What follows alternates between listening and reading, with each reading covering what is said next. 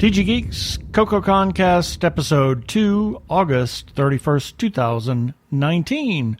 We're still cuckoo for CoKoCon, but we are tired now.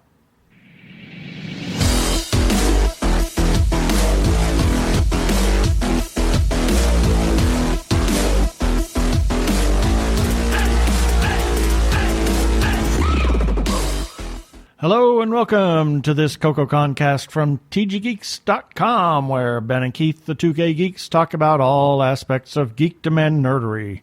Sci-fi, comics, film, horror genre, you name it, we talk about it. I'm Keith Lane, and we're coming to you from the mobile TG Squared Studios in lovely Phoenix, Arizona at the Doubletree Hotel.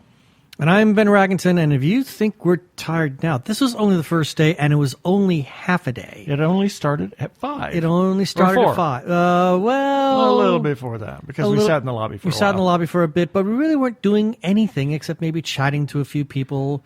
But the activities really didn't start until sometime around 6 for us. Well, for us, yeah.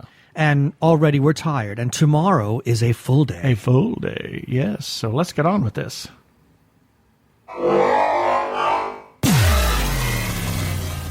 Well, we want to welcome you to CoKoCon 2019 at the Doubletree Hotel in Phoenix, Arizona. If this is the first time, you have a treat in store for you. We bring the news and maybe some gossip and just the fun stuff of gossip, not the salacious stuff. Well, unless they're talking about some of the things that's gone on at some of the panels, but we won't talk about those because they're 18 plus. Because, and this is we only did one panel, if you even want to call it that. Yeah, well, but there was others going on. Yes, we just weren't there. And we're going to highlight some events for the day and our highlights from the previous day on Friday. So if you don't know what CoKoCon is, it's a traditional science fiction fantasy con in Phoenix, Arizona. This is the second year they're doing it, and they're actually doing well, so that's great. They have guests of honor, an art show, dealer's room, gaming, filk, room parties, and you name it. It's a rather full programming of activities. Lots of programming. Oh my gosh. And then they have the con suite where everybody that buys a membership is welcome to go to. There's food and snacks and whatnot there, and just drinks and conversation, and it's going to be great. So tomorrow, the art show opens at 10, and what is this? Where is this? Well, let's see. The con suite opens at 9. At 9, yes, if you want breakfast. And the dealer's room opens at 10. The gaming starts at 10, and that goes to midnight or later. Past, yeah. Yes. And then there's the programming that starts at 10 until way past 11. Way past 11. And then registration is open at 9 a.m. to 8 p.m. If you haven't got your tickets yet, you can still get them at registration. And now we've got a little recap of things that we did on this Friday. We missed the 5 o'clock programming because we were chatting away in the lobby. In the library. In the library? In the lobby. Yes, a whole bunch of people we know showed up. The library's next door. Right. We saw Beth Cato. Yeah. Stephanie Weipert showed up. Yeah. And Lee Whiteside. And among other people. Oh, yeah. It was quite the chat fest going on. And so we missed the 5 o'clock program. I'm sorry. At 6:30, we attended the programming overview, which was kind of nice. It was mad. It was mad, yes, but that's okay.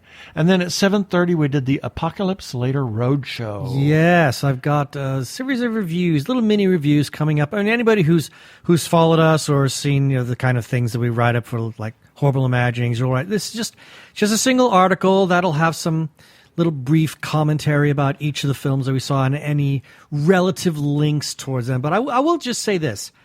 That was a good roadshow. Yeah, there were several I really liked good it. Films. Yeah. I really liked it. All in all, I thought it was quite strong. Yeah. And then we wandered around the dealer's room and looked at all of the wares. Some of the dealers that are there is Artists Wildly Working, Dragon Wolf Crafts. Yes. I don't know where I was going with that. I have no idea. Duncan's Books and More, and with T.L. Smith of Amazing Wicked Writers. She's there with featuring her artwork. Oh my God! As well as her books. I mean, she's also a writer. You made a comment, but I'm saying, her artwork is incredible. Her artwork is really taking over. In fact, we were talking to, was it Joseph? Maybe, I don't recall. We were talking to somebody it was Joseph, because Terry was at San Diego Comic-Con. Oh, yeah. And apparently on Saturday, she made table, meaning that she sold enough of her artwork to cover the costs of her table. Yeah, and Comic-Con is quite expensive. That's not an easy thing to do. So I think her artwork is going to overtake her writing. Yeah, we got... and her artwork is really great. There's got some good stuff there. We bought something. Sorry, my mic had to adjust my mic. We got some wonderful artwork from her. Yeah, I think her artwork is just it's quite good, and I think it's going to overtake her. Well, it's not just overtake her writing, but I think I think she could become quite the popular artist. Oh, absolutely. She has some beautiful abstracts and starscapes. Yeah. And there's also FSF Publications, Gatto's Treasures, Grammary Grayskull, Jean's Beads, Ken's Buttons, Masolia Books, and Mobius Enterprises. All of those people have tables there, as well as a couple of other individual things going on. We didn't quite make it to the art show or the charity auction items. We just ran out of time. Yes. And there was much socializing with old friends and making new friends. Yes. So it was a lot of fun today. Although we are a little tired, and we want to share the highlighted charity for this year, Joshua Tree Funding Program, one of the charities. Funding program? Feeding program. Oh, man. Can you tell I'm tired? Not really. Joshua Tree Feeding Program is a 501c3 nonprofit food pantry for the HIV/AIDS community for Maricopa and Pinal counties. JTFP is a social, supportive, and welcoming place for persons living with HIV and AIDS. JTFP offers a safe and comforting environment for sharing empathetic conversation, receiving relevant health and nutritional guidance, and they offer a place where the clients can select from a wide assortment of nutritional foods to take home. They set it up as a store so their clients can pick and choose what food they prefer, so this empowers the clients and no food is wasted. In 2010, they started the Pet Assistance Program when they found out their clients were using meats they were picking up and feeding their pets. So every other week, clients get a free dog or cat food so their fur babies can get fed. I'm so happy about that. I am too. And we've contributed to that. We contributed a bunch of dog food and cat food and other animal supplies to them to give out. They also give clients information and resources for low-cost neutering as well as vet care. And they also offer once a month, they offer free hygiene products to their clients. And interesting enough, they are an all-volunteer organization, and they only have a 4.9% overhead in the budget to run the nonprofit food bank. No paid staff, and the majority of the board of directors are clients themselves. So please consider supporting Joshua Tree Feeding Program. They've got multiple ways that you can do that. Here at the con, drop off food items. There's also, you can give them cash is a single gift or a monthly recurring gift. You can do that on their website. I have to say PayPal. that I have to say that knowing the people in Joshua Tree and having actually toured their facilities, if there was any one charity that really needs support, it is this one because of the marvelous good they do. I mean, this is a fantastic organization, and it deserves all the support that it can receive. Absolutely. Please consider supporting Joshua Tree Feeding Program. Well, the local artist guest of honor is Gilead. You want to read about? Well, Gilead, okay. Gilead, growing up in the magical fairyland of Prescott, Arizona, located in the Bradshaw Mountain Range just west of Chimeria? I guess. East of Barsoom. Oh, my God. This is so John Carpenter. Yeah. East of Barsoom, Near the mines of Moria. Near the mines of Moria. Oh, my God. Gilead spent his youth sketching the dragons and goblins and fairies who always surrounded him, but whom, sadly, most other people couldn't see. He continues to travel between worlds to draw and paint on locations in such places as Narnia, Hyboria, and Central Arizona. Oh, God, how mundane. Usually after convincing the most beautiful women of those realms to take their clothes off for him. It's a tough gig. I can't believe that's actually part of the bio. Yeah. Far out. Fantasy and science fiction are so strongly associated with the illustration of books that it confuses people to meet a fantasy artist who is not an illustrator. But he says, I got my fill of commercial art in the sign business. My style is realism with a heavy dose of whimsy. It's all in good fun. I don't take myself too seriously. I just like to make cool pictures. Yay. That's awesome. Well, now he's a retired sign painter and something of an environmentalist. Gilead likes to paint on recycled materials such as lumber, cabinet doors, and old signs. And he says, what I do take seriously is the environment and ways to make it better.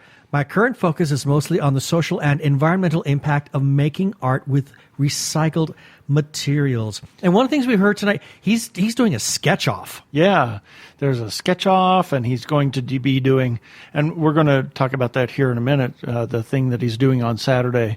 And then he's doing drawing dragons, and then he's going to do painting dragons, and that's going to be the piece of art that he's going to do during the con and finish to be auctioned off on the charity auction.